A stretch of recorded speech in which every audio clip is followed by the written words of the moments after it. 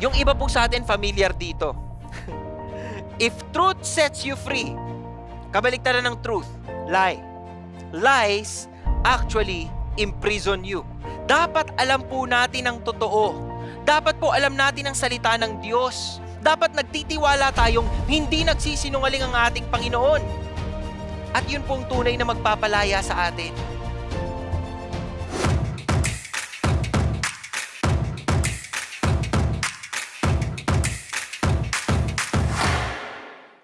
Pinagpalang araw po sa inyong lahat na nakikinig ngayon dito sa CCF. Ngayong araw na to, napakahalaga po ng kaliwanagan. Dahil ang topic po natin, overcome blurred morality. Kapag po sinabi nating blurred ang morality, ang tanong sa akin Brother Paul, paano mo nasabing blurred ang morality? Ang morality po ay set of standards. Ito po ay pinaniniwalaan natin, sinusunod natin, ginagabayan po tayo nito para maayos po yung ating mga actions, mga behaviors natin. Bakit hindi natin gawing batayan, basis, standard ng ating moralidad ang Diyos at ang Biblia? Bakit po mahalaga to? Kasi ito naman ang original basis Diba? Kaya nga po sinasabi nilang mali ang pumatay, mali ang magnakaw, mali ang magsinungaling, mali ang manira ng kapwa. Dahil Biblia mismo, ang salita ng Diyos mismo ang nagsasabing mali ang mga bagay na yan.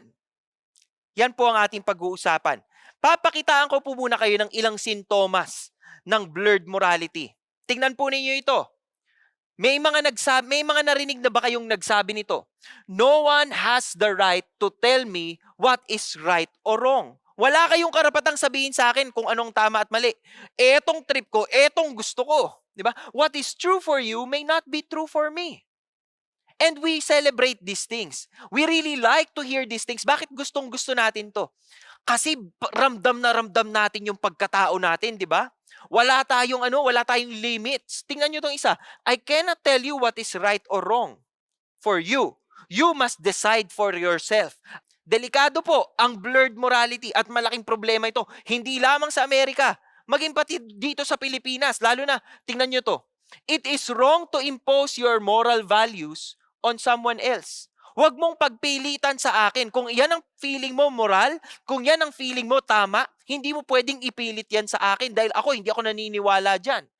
I have the right to do anything I want as long as I am not hurting anyone. Wala naman akong sinasaktan, hindi ba? Wala naman akong inaaway, hindi ba? Yun po ang delikado. Kaya po, usong-uso ngayon sa kultura, yung salitang tolerance. Biblically po, ang ibig sabihin ng tolerance ay ito. Rerespetuhin mo yung iba kahit hindi sila naniniwala sa pinaniniwalaan mo. Rerespetuhin mo ang kanilang values. Rerespetuhin mo ang kanilang lifestyle. Rerespetuhin mo ang kanilang beliefs, yung mga paniniwala nila. Respeto po ang basihan. Okay? Pero secular, sa mundo po, ginawa po itong secular tolerance na ang ibig sabihin o na ang hinihingi sa atin dapat lahat ng beliefs, lahat ng values, equally valid lahat. At kung naniniwala kang equally valid lahat, dapat inaaprubahan mo kahit yung mga beliefs na hindi ka agree.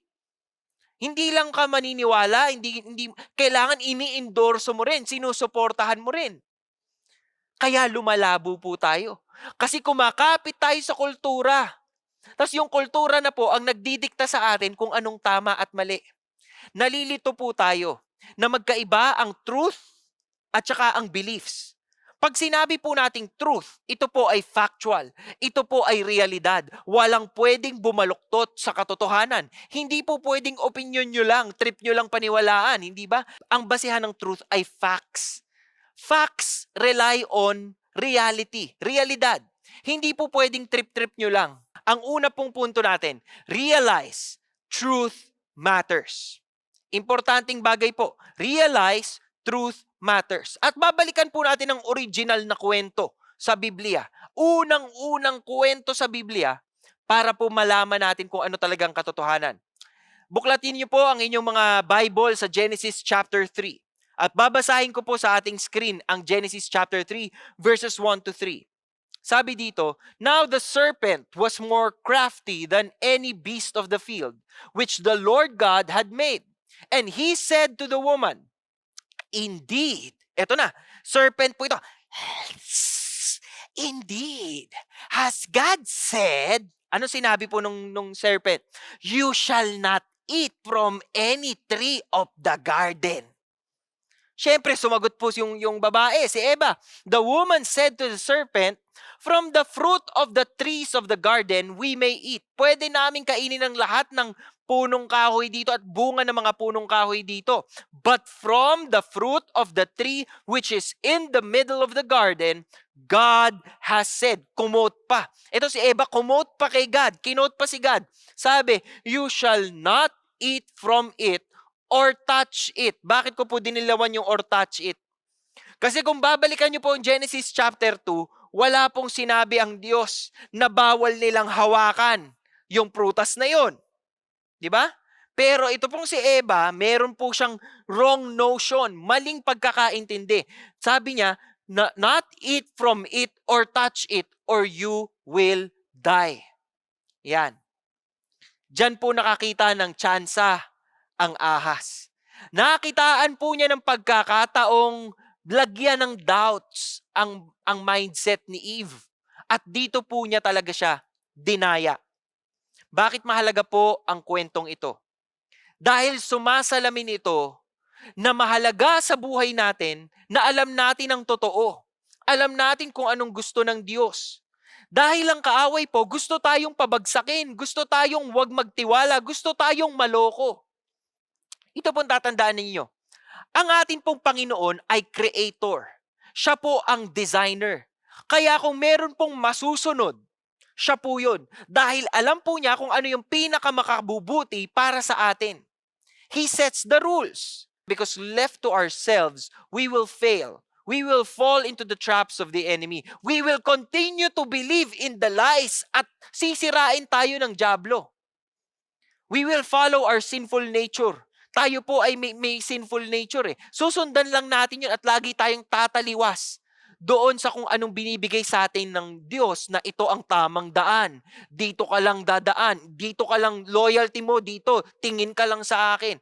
Lagi tayong maliligaw. Kasi innate yun sa atin eh. Kaya dapat mahalaga po alam natin ang totoo. God is the standard of truth. At ang kanya pong salita sa Biblia, ang kanya pong salita, ang kwento na mahigit 1,500 taon na nakapaloob po sa mga pahina ng ating Biblia, ito po ay napakahalaga. Bakit? Kasi lahat po yan ay tumuturo sa atin papunta doon sa truth ng ating Panginoong Hesukristo. At napakahalaga po ni Jesus Christ para sa ating pananampalataya. Sinabi po sa John chapter 8 verses 31 to 32. Jesus was saying to those Jews who had believed him, "If you continue in my word, then you are truly disciples of mine, and you will know the truth, and the truth will make you free." Bago pa man po niya yan sabihin, nagbigay po muna siya ng kondisyon. "If you continue in my word." Ang tunay na paglaya po natin base sa katotohanang sinasabi ni Jesus Christ is kung tayo po ay magpapatuloy na susunod sa kanyang salita, sa kanyang law, sa kanyang mga tagubilin. Napakahalaga pong dapat naiintindihan natin na yung mga utos ng Panginoong Hesukristo, yung laws ng Panginoong Diyos, ito po ay para sa ikabubuti natin. At yun po ang tunay na magpapalaya sa atin. Yung iba po sa atin familiar dito. If truth sets you free, kabaliktaran ng truth, lie. Lies actually imprison you. Dapat alam po natin ang totoo. Dapat po alam natin ang salita ng Diyos. Dapat nagtitiwala tayong hindi nagsisinungaling ang ating Panginoon. At yun pong tunay na magpapalaya sa atin. Sabi po ni Jesus Christ sa John 8:34 to 36, Jesus answered them, "Truly, truly, I say to you, everyone who commits sin is the slave of sin." Pero pagdating po ng verse 36, ang sabi niya, "So if the Son makes you free, you will be free indeed." Tunay kayong lumalaya sa piling ng Panginoong Hesukristo. Pangalawa po, pagkatapos po nating ma-realize that truth matters and the truth really sits in the personhood of Jesus Christ. The truth is really God's identity. Di ba? Na siya po ay makatotohanan. Ang susunod po nating kailangan gawin, we have to reject the lies of Satan. Napakatinding kalaban po ni Satanas dahil napakagaling niyang magsinungaling. Tingnan po ninyo ang nangyari sa Genesis 3 verses 4 to 6. Sabi po dito, the serpent said to the woman, "You surely will not die." Kasi sinabi po ni Eva, di ba? Naku, pag daw kami ay humawak niyan o di kaya kumain kami niyang prutas na yan, mamamatay daw kami.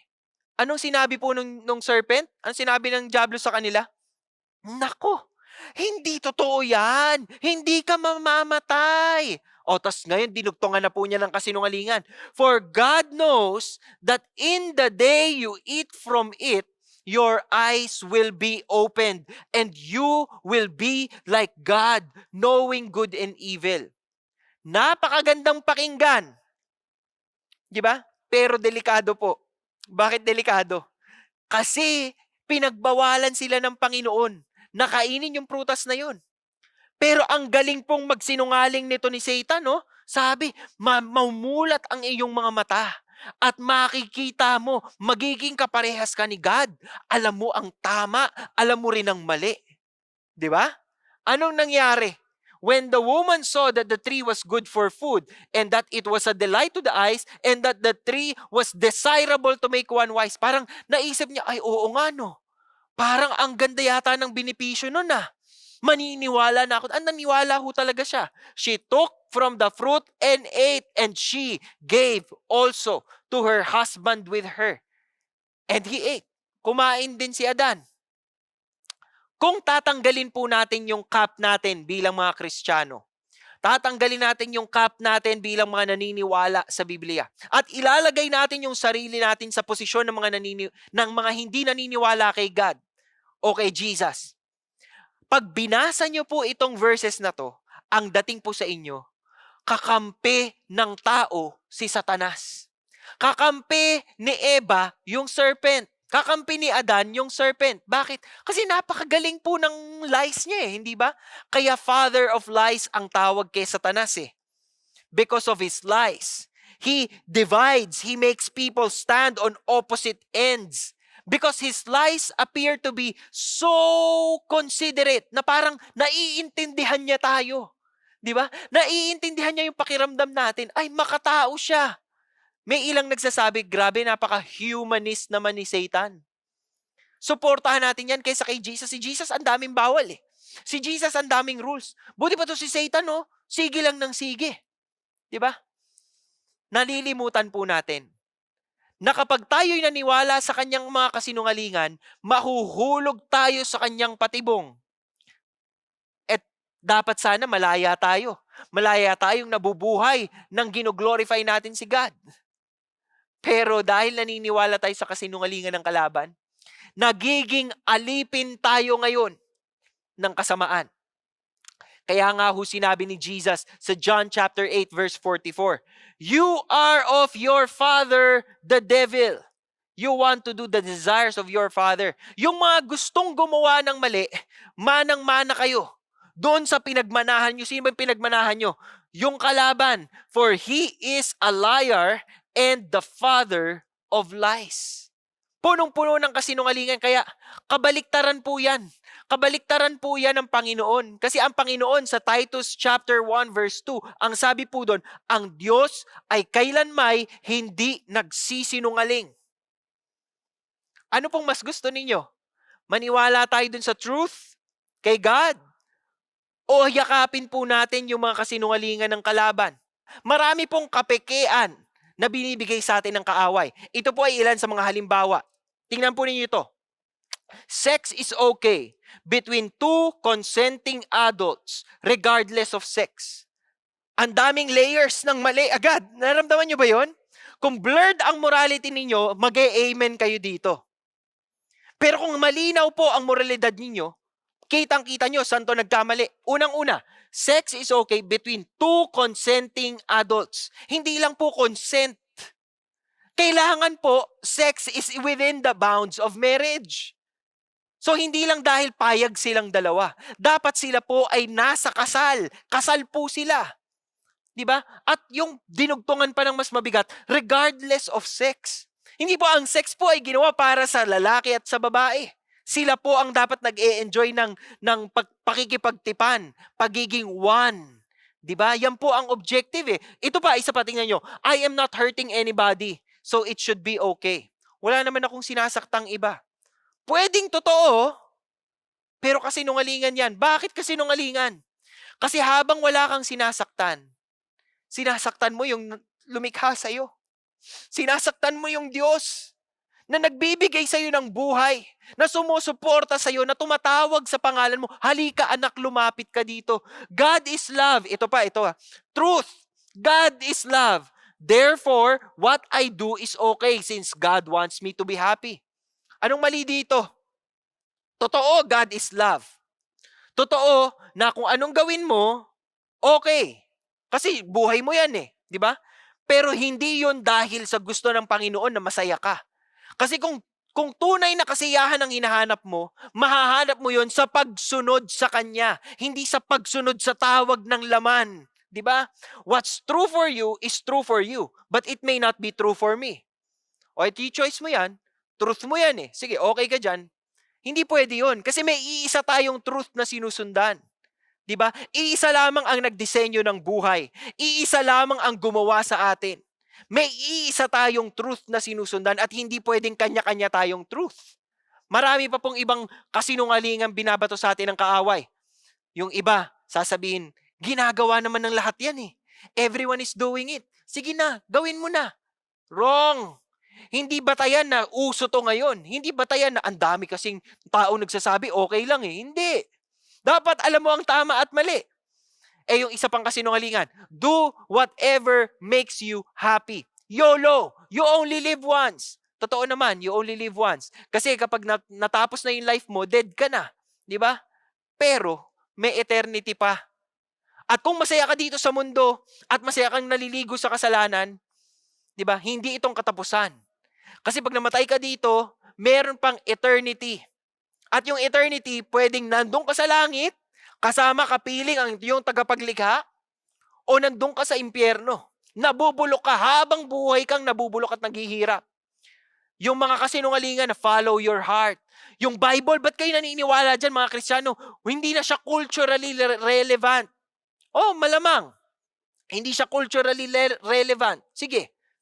Pero hindi ibig sabihin na napapalitan ang katotohanan ng Biblia. Kasi truth ito eh. Naniniwala pa rin tayo dito. Kahit anong mangyari sa kultura, maniniwala at maniniwala pa rin tayo dito. Kasinungalingan pang isa, ang Diyos mo, cosmic killjoy yan. Killjoy, ang grabe, basag trip yan talaga si God. Oh. Hindi pwedeng basag trip si God. Bakit? Kasi siya po ang lumikha sa atin at nilikha niya tayo ng may pagmamahal. At gusto niya yung pinakamabubuti para sa ating lahat. Hindi siya cosmic killjoy. Gusto niya matino ang buhay natin. Gusto niya maayos ang buhay natin. Gusto niya malinis ang buhay natin. Kaya nga po sinasabi sa Proverbs chapter 14 verse 12, there is a way which seems right to a man, but in the end is the way of death. But its end is the way of death. Delikado po. Kaya dapat nag-iingat tayo dahil may daang matuwid sa tingin ng tao. Ngunit kamatayan ang dulot nito. Kaya dapat nag-iingat tayo, chine-check natin. Lord, sumusunod ba ako sa iyo? Lord, naaayon ba sa salita mo itong mga desisyong ginagawa ko? Itong habits na ginagawa ko? Kasi ayokong lumabas doon sa disenyo mo. Ayokong lumabas doon sa katotohanan mo. Di ba? Sabi po ni Paul kay Timothy, sa kanya pong sulat, liham para kay Timothy, sa 2 Timothy 4 verses 3 to 4, sabi dito, for the time will come when they will not endure sound doctrine, but wanting to have their ears tickled. Gusto nyo kinikiliti ang inyong pandinig di ba? Gusto nyo inuuto kayo. They will accumulate for themselves teachers in accordance to their own desires, and will turn away their ears from the truth, and will turn aside to myths. Sinabi na po, nung unang panahon pa ni Apostle Paul para po kay Timothy, na ang tao po eventually gugustuhin nilang maniwala na lang sa kung anong gusto nilang paniwalaan. Aayawan na nila ang truth o ang katotohanan. Delikado po yan.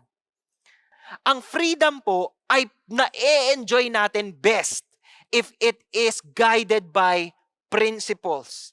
If it is guided by principles na makadiyos at makatao.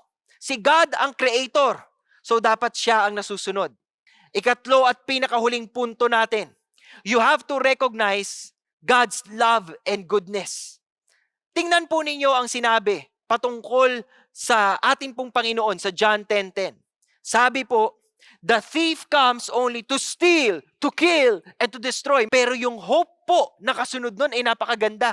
Kasi sinabi ni Jesus, I came that they may have life and have it abundantly. Mabuti po ang hangarin ng ating Panginoon. Kaya we have to recognize His love and His goodness. Hindi po siya nagbawal sa ating gawin ang mga bagay na ito dahil masama siyang Diyos. Pinagbawal po niya ang mga bagay na ito, hinindian po niya ang mga bagay na ito. Bakit? Dahil sa labis niyang pagmamahal sa atin, hindi po niya gustong tayo ay mapahamak. Nang paniniwala natin na okay lang to, pwede na to, sige gawin ko na rin to, ginagawa na ng iba eh. Hindi. Takbuhan natin ang Panginoon. Kaya nga po tingnan po ninyo yung kasinungalingan ng serpent kay Eve tsaka kay Adam, no? Sabi dito sa verse 5, for God knows that in the day you eat from it, your eyes will be opened and you will be like God. Anong ibig sabihin nito? Sabi po ni Satan sa kanila, sabi po ng serpent, alam mo kaya pinagbabawal yan ni God? Kasi magiging katulad ka ni God. Your eyes will be opened and you will be like God. Malalaman mo na ang mabuti sa masama. At tinatago yun sa'yo ni God. Ganun. Alam mo po, when the woman saw that the tree was good for food, that was a delight to the eyes, and that the tree was desirable to make one wise, naniwala po siya. Diba? Kasi ang pakiramdam niya dahil sa sinabi ng kalaban, niloloko ka lang ng Diyos. Inuuto ka lang ng Diyos. So anong ginawa niya? Naniwala siya dun sa kalaban. Oo nga no. Oo nga, inuuto nga ako. Kakainin ko nga to. Alam niyo po, mabuti naman ang hangarin ng Diyos eh. Kung babalikan niyo po yung Genesis chapter 2, verses 8 to 9, sabi po dyan, gumawa ang Panginoong Yahweh ng isang halamanan sa Eden, sa dakong silangan, at doon dinala ang taong kanyang nilalang. Pinatubo niya roon ang lahat ng uri ng punong kahoy na magagandang pagmasdan at masasarap ang bunga. Anong ibig sabihin nun? Well provided po sila sa Garden of Eden. Kung anong prutas ang gusto mong kainin, marami dyan. Ginawa ng Panginoon yan para sa satisfaction nila.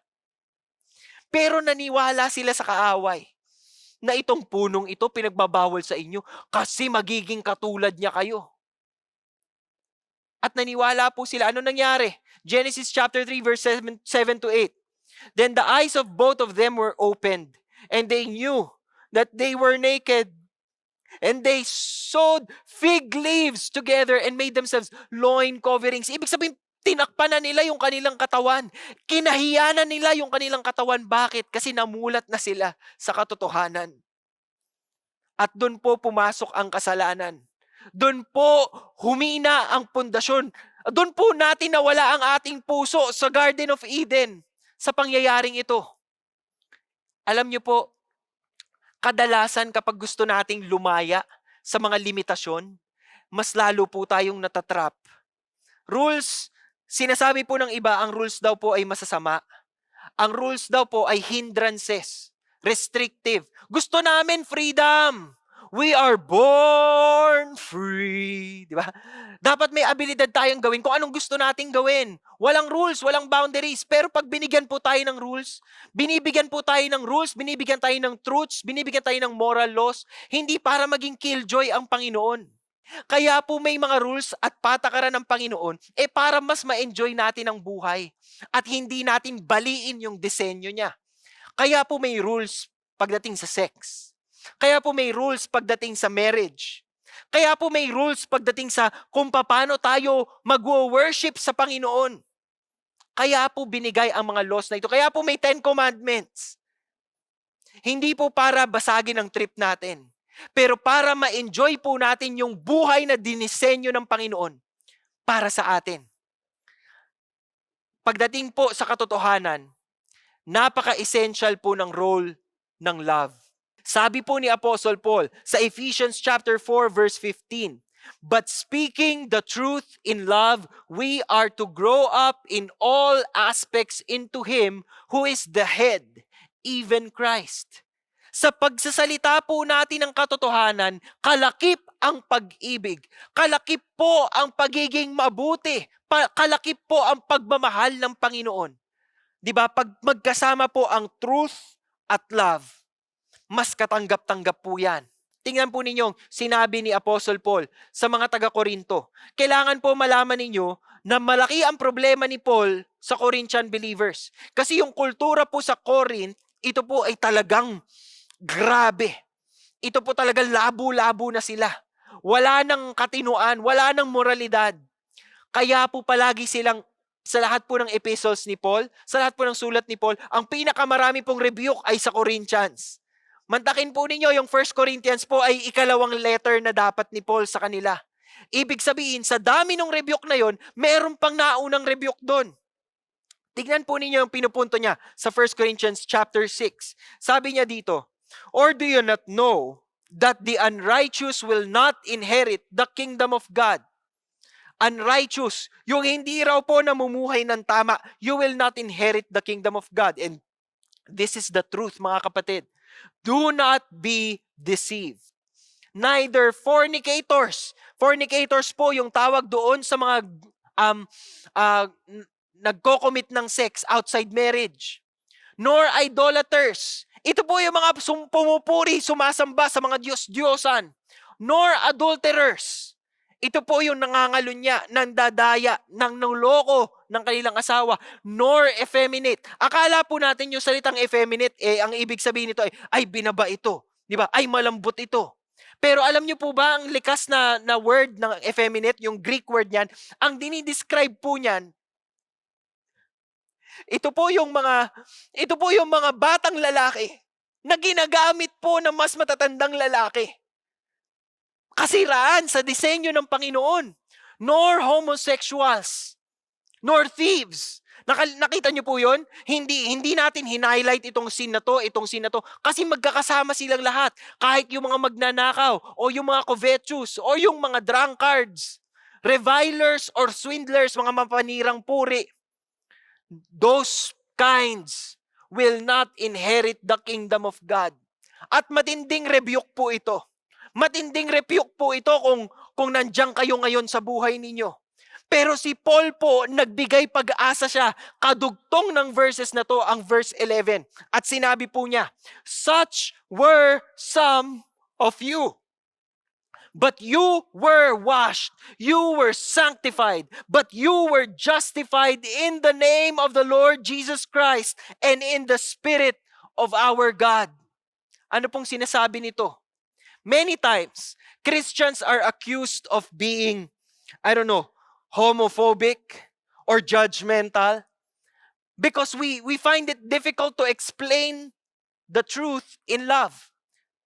Ang Corinth po, nung mga panahong ito, blurred morality talaga sila. In fact, Corinth po ang nagtamo ng pinakamaraming rebukes. Pero tingnan po ninyo, si Paul, he did not stop at pointing out the sin. Pinaalala po niya yung paghuhugas ng kanilang mga kasalanan gamit ang banal na dugo ni Hesukristo. There is forgiveness. There is new life. There's a new chance in God's presence. Ihahayag, sasabihin, ipapaalam po dapat natin sa kanila na nire-respeto natin sila bilang tao. Pero ito ang katotohanan. At in love, sasabihin natin dapat ang totoo. Sinabi po ni Paul, Apostle Paul, sa Romans chapter 5, But God demonstrates His own love toward us in that while we were yet sinners, Christ died for us. Mahal kayo ng Panginoon. Mahal na mahal kayo ng Panginoon. Sa sobrang pagmamahal, habang po tayo'y nasa kasalanan pa, minahal na niya tayo. Inialay niya yung kanyang buhay. Kaya naman po sana, kaya ba nating suklian yung pagmamahal na yun? Sa pamamagitan ng pagbabagong buhay natin, gamit yung standards, gamit yung morality standards ng Panginoon. Brothers and sisters, Jesus died for us on the cross, not to lower God's moral standards. Hindi siya namatay sa krus para pwede na lang natin gawin ang mga gusto natin. Namatay siya sa krus para iangat tayo at bigyan tayo ng kakayahang mabuhay ng naaayon sa standards ng Panginoon. Ang iiwan ko pong mensahe sa inyo ngayong hapon, pinili ng Panginoong Jesus na ialay ang kanyang sarili out of love for us. Ang objective niya ay hindi pansamantalang kasiyahan lamang. Yung kasiyahan na nararamdaman natin dito sa mundo, hindi yun eh. Pero yung habang buhay na kasiyahan, kapiling po ang ating Diyos sa buhay na walang hanggan. Buksan po ninyo ang inyong puso at tanggapin po ninyo ang katotohanan ng ibinibigay niya. Dahil sa katotohanan ng ating Panginoon, may kalayaan. Lalaya at lalaya tayo sa mundo ng kasalanan, sa buhay ng kasalanan, dahil po sa katapatan ng ating Panginoon. Tayo po ay magdasal. Panginoong Diyos na pinakamakapangyarihan sa lahat, pinupuri at pinapasalamatan ka namin sa araw na ito. Kinikilala namin, O Diyos, ang iyong hangarin ay mabuti, ang iyong plano ay mainam, at ang iyong katotohanan ay hindi kailanman nababali. Panginoon, lumalapit kami ngayon sa iyo. Inihihingi namin ng tawad ang mga kasalanan, ang mga paniniwala, ang mga habits, ang mga behaviors na hindi po kalugod-lugod sa inyo. At Panginoon, sa mga taong nagdarasal ngayon na hindi pa sumusuko sa inyo, hayaan po ninyong kunin nila ang pagkakataong ito, O Diyos, na sabihin, Panginoon, patawarin mo ko. Hindi kita sinusunod, sinusuway kita, at kinalilimutan kong mahal mo ako. Panginoon, tinatanggap kita bilang aking Diyos at tagapagligtas. Patawarin mo ko at linisin mo ko. Alisin mo po ang mga bagay na hindi kaaya-aya sa akin at bigyan mo po ako ng pagkakataong mabuhay. Mabuhay na kayo po ay pinapangaralan.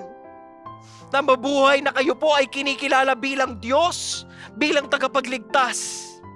At makita nawa ng ibang tao sa aming buhay na tunay nga pong binago nyo kami. At yun po ang pinakamagandang handog na yayakapin namin ngayong araw na ito. We worship you and adore you. In Jesus' name we pray. And all of God's people say, Amen and Amen. Mga kapatid, ito po ang discussion questions na pwede nyong gamitin para mas maintindihan po ninyo itong aral na pinag-usapan natin ngayon. Ang una pong tanong, why should God's Word be our standard in setting what is right and what is wrong? Bakit po salita ng Diyos ang dapat sinusunod natin? Pagtingin natin ng tama at mali, bakit itong batayan? Pangalawang tanong po, in what ways can you be more sensitive in discerning Satan's lies? Paano nyo ba talaga matutuklasan at mapipinpoint na ito'y mga kasinungalingan ng kaaway? At ito'y dapat hindi ko pinaniniwalaan. Paano nyo po magagawa iyon? Pangatlo po, how can you share God's truth with others in a loving way? Paano nyo po sa palagay ninyo maibabahagi ang katotohanan galing sa Panginoon sa mga tao na malamang ay hindi masyadong agree dito at gagawin nyo siya in a loving way, mapagmahal at kinoconsider nyo yung kanilang kalagayan? Diba? Pag-usapan po nyo ito at sana may matutunan po kayo sa isa't isa. God bless your discussions po, mga kapatid.